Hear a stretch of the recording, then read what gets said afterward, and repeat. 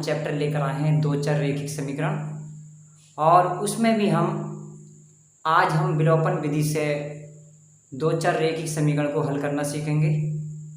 यानी कि दो चर रैखिक समीकरण को विलोपन विधि से कैसे हल करते हैं, आइए देखते हैं। तो बच्चों, सबसे पहले हमें जो दो चर समीकरण होंगी उन दो चर समीकरणों को इस रूप में लिखना होगा। यानी इस रूप में लिखा हुआ होना चाहिए a1x प्लस का b1y बराबर c1, समीकरण नंबर 1 बनाएंगे।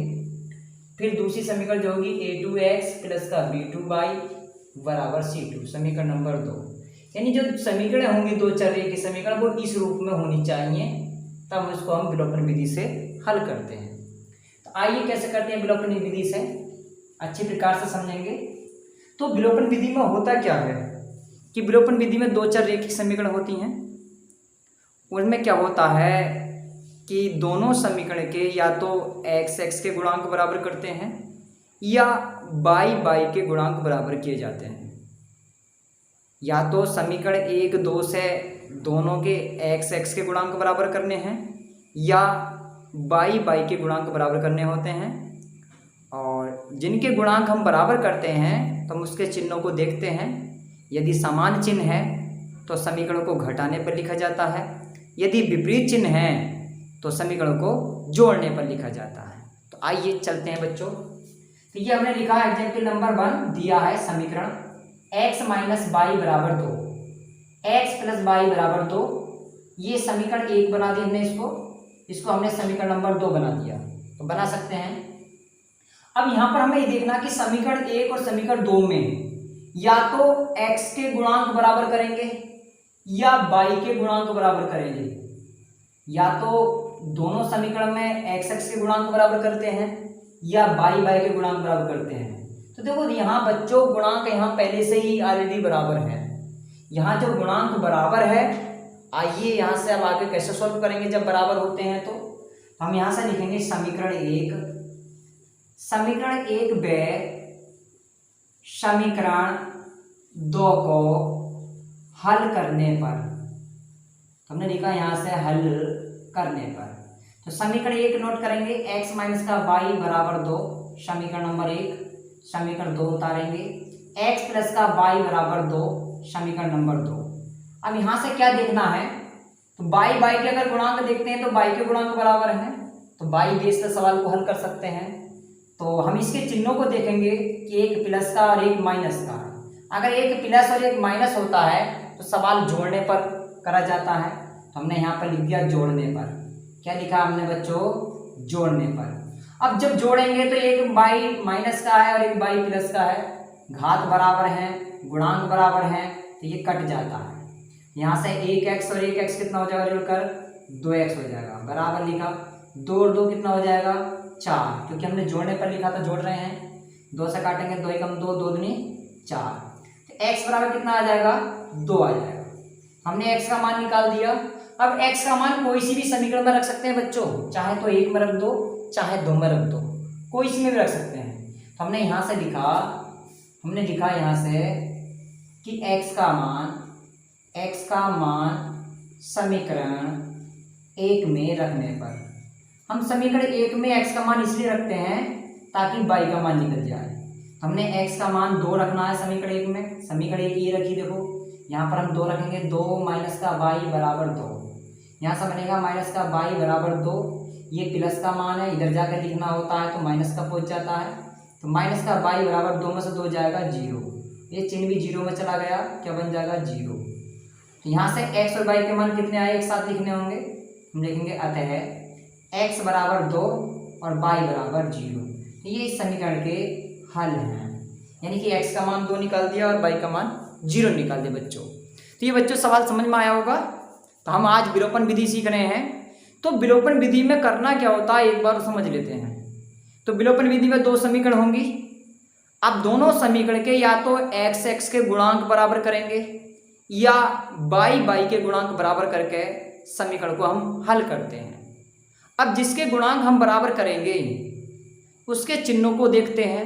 अगर चिन्ह दोनों समान हैं तो घटाने पर लिखा जाता है, और यदि चिन्ह विपरीत हैं, एक प्लस और एक माइनस हैं, तो हम जोड़ने पर लिखा जाता है। तो तो इस प्रकार से हम x और y के मान सॉल्व कर लेते हैं।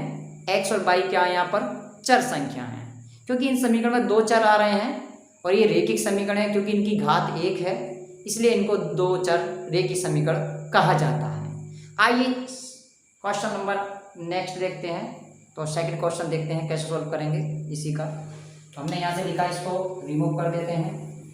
तो क्वेश्चन नंबर सेकंड देखेंगे अच्छे प्रकार से और एक एक सवाल समझ में आएगा बहुत आसान तरीके से। तो क्वेश्चन नंबर सेकंड देख लेते हैं। तो यहाँ पर लिखा मैंने क्वेश्चन नंबर सेकंड, इसी को यहाँ से क्या बनने वाला है। तो क्वेश्चन नंबर सेकंड में कहा है 4x प्लस का 5y बराबर 7। उसके बाद है 2x प्लस का y बराबर 2। ये दो समीकरण दे रखी हैं और यहाँ पर बोला कि इनको सॉल्व करना है।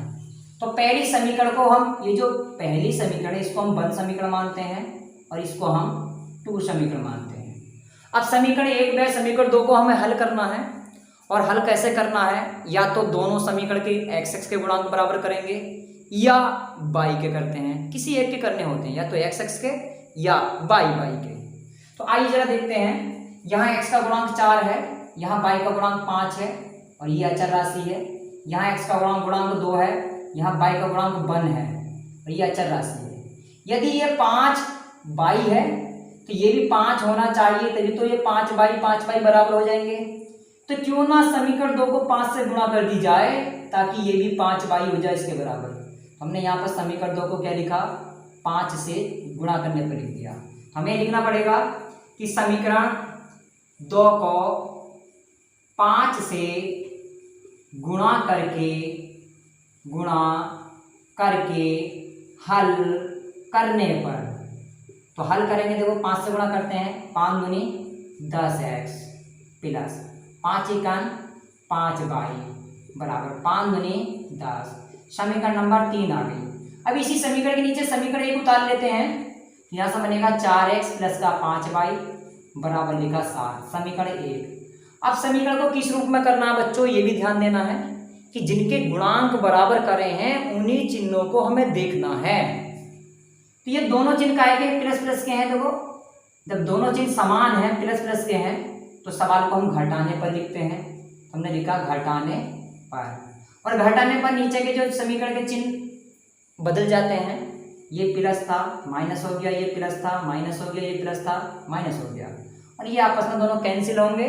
कैंसिल कब होंगे, जब गुणांक बराबर होंगे, घात बराबर होंगी और चिन्ह विपरीत होगा, तभी ये कैंसिल होगा यानी कटेगा।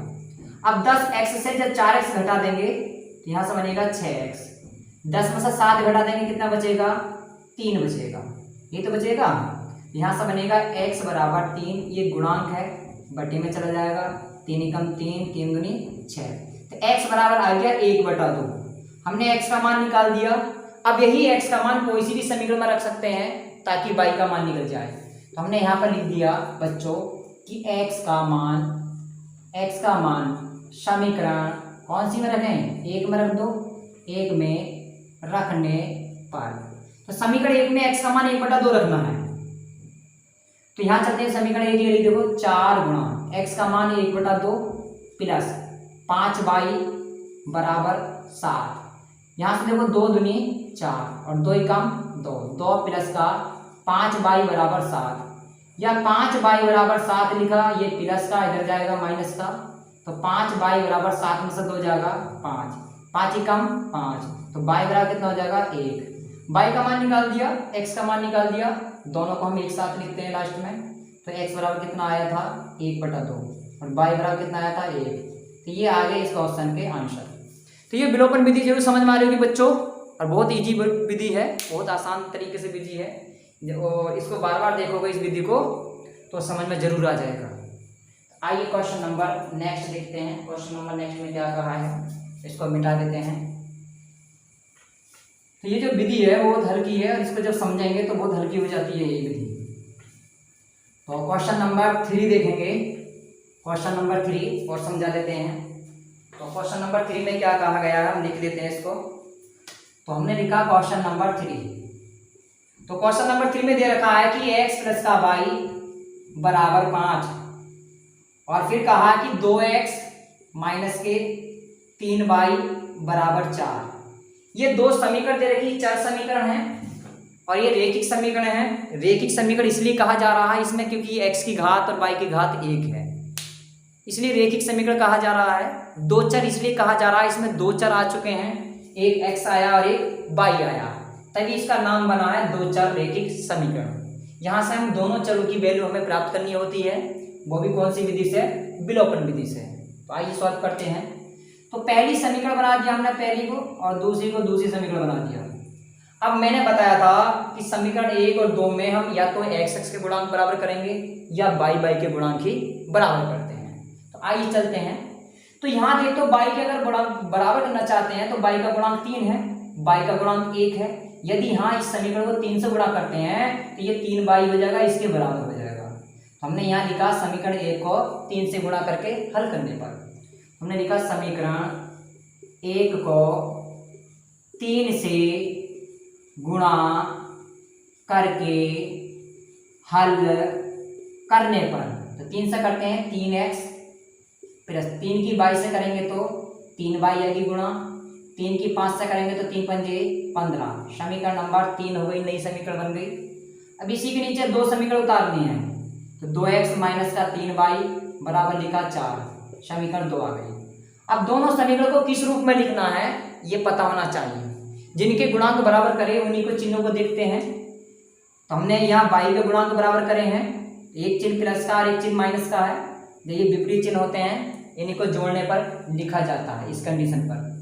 हमने लिखा इस शर्त पर जोड़ने पर, तो यहाँ से दोनों कैंसिल हो जाते हैं। 3x और 2x कितना हो जाएगा जोड़कर? 5x, 15 और 4 कितना हो जाएगा? 19। यहाँ से x का मान निकालेंगे 19, ये गुणांक है, बटे में जाएगा भाग में, ये हो जाएगा x का मान 19/5। अब x का मान कोई सी भी समीकरण में रख दो ताकि y का मान निकल जाए। हमने लिखा x का मान समीकरण कौन सी में? 1 में रखने पर, 1 में रख दो, रखने पर 1 में रखते हैं x का मान। यहाँ रखने देते x 1 में यह है समीकरण 19/5 रखेंगे, यहाँ 19/5 प्लस का y बराबर 5। तो यहाँ से बनेगा y बराबर लिखा 5, ये प्लस का उधर लेके जाएंगे ये माइनस का हो जाता है। तो y बराबर लिखा 5 को जब लघुत्तम लेंगे तो 5 बन जाए 25 माइनस 19 ऐसे आ जाएगा। y बराबर 25.19 घटाने वाले हैं तो क्या बचेगा? 6/5। तो y का मान निकाल दिया और x का मान निकाल दिया।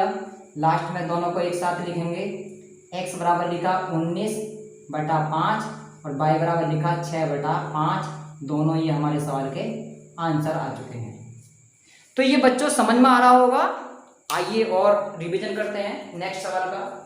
तो चलते हैं, जरा देखो, इसको मैं रिमूव कर देता हूँ। तो क्वेश्चन नंबर 4 देखेंगे। मैं रोजाना नए तरीके के सवाल आप लोग के लिए लेकर आऊँगा और आप समझते रहें। तो क्वेश्चन नंबर 4 देखेंगे क्या कहा है, क्योंकि आज हम विलोपन विधि ले रहे हैं। इससे अगले वाली वीडियो में हम प्रतिस्थापन विधि लेंगे, उससे अगली वीडियो में हम बज गुणनखंड विधि लेंगे। ऐसे ही रोजाना एक नई विधि को हम पढ़ेंगे, एक एक विधि कर उस पर रिवीजन करेंगे ताकि सीखने को मिलेगा। आइए क्वेश्चन नंबर आगे देखते हैं। तो क्वेश्चन नंबर में क्या कहा है समझ लेते हैं। तो यहाँ पर लिखा हमने समीकरण दे रखी है, तो हमने लिखा 2x प्लस का 3y बराबर 16, समीकरण नंबर 1। और फिर दूसरी समीकरण दे रखी है 3x माइनस का 2y बराबर 0। इसको समीकरण नंबर हमने 2 बनाया। अब इन दोनों समीकरणों को हमें हल करना है। क्या करना है? दोनों समीकरणों को हमें हल करना है, यानी कि दोनों चर के मान निकालने हैं x और y के। तो आइए जरा देखते हैं, या तो y के गुणांक बराबर करते हैं दोनों में, या x के गुणांक बराबर किए जाते हैं। विलोपन विधि में ऐसे ही होता है। तो यहाँ 3 है, तो ये जो y का गुणांक है, पहली समीकरण जो y का गुणांक 3 है, इस 3 से समीकरण 2 को गुणा करते हैं, और जो समीकरण 2 में y का गुणांक है उस गुणांक से समीकरण 1 में गुणा करते हैं। ये ध्यान रखना, यानी ये इधर जाएगा गुणांक गुणा करके और ये इधर जाता है गुणांक करके। तो इस प्रकार से हम गुणा करते हैं। हमने क्या लिखा है यहाँ पर, ये लिखना पड़ेगा हमें कि समीकरण 1 को 2 से व समीकरण 2 को 3 से गुणा करके हल करने पर, तो करते हैं 2 की गुणा 2 दूनी 4x, 2 की 3 से करेंगे 2 तिया 6y, 2 की 16 से करेंगे कितना बनेगा 32, समीकरण नंबर 3। अब 3 से गुणा करेंगे 2 को समीकरण को, तो 3 तिया 9x, और 3 की 2 से करेंगे तो 3 दूनी 6y, 3 की 0 से करते हैं तो 0 आता है, समीकरण नंबर 4 बन गई। अब समीकरण को लिखेंगे हम, y के गुणांक बराबर हैं, एक चिन्ह प्लस का और एक चिन्ह माइनस का है, तो हम इसको लिखते हैं जोड़ने पर समीकरण को। अभी जोड़ने पर एक y वाले कट गए आपस में, तो 4 और 9 कितना हो जाएगा 13x हो जाएगा, बराबर लिखा 32, ये बनेगा। यहाँ से x बराबर लिखा 32, 13 गुणांक में है, इधर जाएगा भाग में, तो x का मान आ गया 32/13। अब यही मान कोई सी भी समीकरण में रख सकते हैं बच्चों, ताकि y का मान निकल जाए। हमने यहाँ पे लिखा कि x का मान समीकरण कौन सी में रखें, समीकरण 1 में रखने पर, कोई सी भी समीकरण में रख सकते हैं बच्चों, जो इच्छा करे कोई सी समीकरण, y का मान वही आएगा, सब में सेम आएगा। x का मान 32/13 रखने वाले हैं, समीकरण 1 में ये है, x की जगह लिखा हमने 32/13 प्लस का 3y बराबर 16, यहाँ से क्या बनने वाला 32 दूनी 64/13 प्लस का 3y बराबर लिखा 16, यहाँ से लिखा 3y बराबर 16, ये प्लस का है 64/13, उधर जाकर लिखते हैं तो माइनस का हो जाता है। यहाँ से क्या बनने वाला 3y बराबर 13 को हम लघुत्तम लेने वाले हैं, तो 13 की गुणा इससे होगी, 13 दूनी 26, 13 क्या होता है 13 चौका 52, 13 पंच 65, 13 छः 78, यहाँ से लगे 7, 13 का 13 और 7 कितना हो जाएगा 20, माइनस का 64 ऐसे आ जाएगा। यहाँ से क्या बनने वाला है 3y बराबर 208 से जब 64 घटाएंगे तो 8 में से 4 जाएगा 4 बचेगा, और 10 में से 6 जाएगा तो 4 बचेगा, 1 का 1 आ गया, बटे में आ जाएगा 13। 3 से काटने वाले हैं, 3 एकम 3, 3 चौक 12 बचा 2 24 हो गया, 3 अट्ठे 24, यहाँ से y बराबर हो जाएगा 48/13। अब ये y का मान भी निकाल दिया हमने, x का मान भी निकाल दिया, लास्ट में दोनों को हम एक साथ लिखते हैं। x का मान कितना आ गया 32/13 और y का मान आ गया 48/13, इन दोनों को एक साथ लिख के बच्चों इसे आंसर लिख दिया जाता है। तो बच्चों आज के सवाल विलोपन विधि से जरूर समझ में आए होंगे, और यदि ऐसे ही दमदार वीडियो पाना चाहते हैं तो वीडियो को लाइक करेंगे, चैनल को सब्सक्राइब करेंगे, शेयर करेंगे, बेल आइकन को प्रेस करेंगे। तो आज के लिए बच्चों ये हम विलोपन विधि लेकर आए थे, इससे अगली वाली वीडियो में हम प्रतिस्थापन विधि लेकर आएंगे। तो बच्चों आज के लिए इतना ही, तो नमस्कार।